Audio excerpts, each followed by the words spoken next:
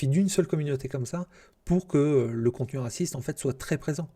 Et pour qu'au final, on ait plus de contenu raciste sur Twitter en proportion que sur Facebook, Instagram, YouTube et TikTok réunis. Je m'appelle Flef et je suis Social Data Analyst, c'est-à-dire j'étudie les réseaux sociaux avec des très grands volumes de données. Je me contente pas de prendre 3 screenshots et de juste donner mon impression en gros.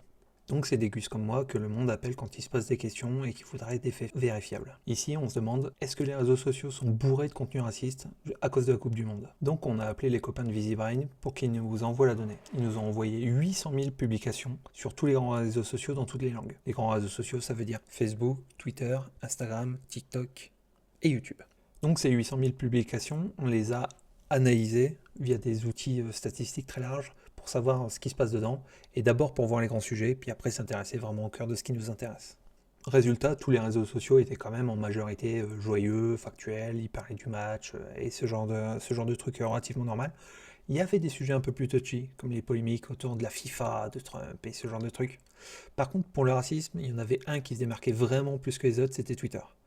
Il y avait des contenus racistes sur Facebook et sur les autres, hein, mais Twitter, il y en avait vraiment, vraiment plus en proportion.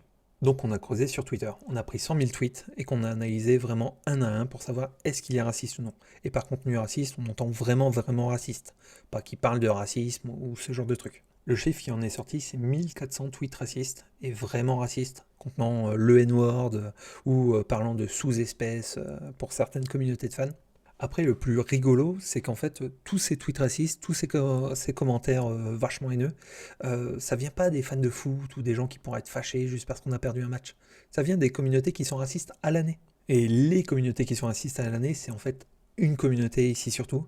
Et quand on dit racistes, ils sont anti-immigration, ils sont anti-islam, ils sont anti-Europe, Union Européenne. Une bonne partie de leurs leaders ont des gros casiers judiciaires et des pages Wikipédia, ce genre de conneries, quoi. On est ce niveau-là de racisme. Après, on peut débattre si les tweets les plus vus sont vraiment racistes ou pas.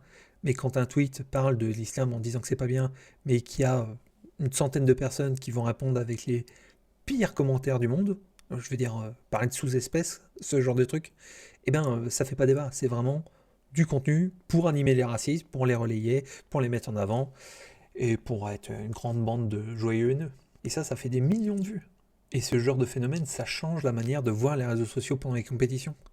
Il suffit d'une seule communauté. Une seule communauté très active, très mise en avant, pas du tout modérée, avec un chef de réseau social qui les relaie régulièrement.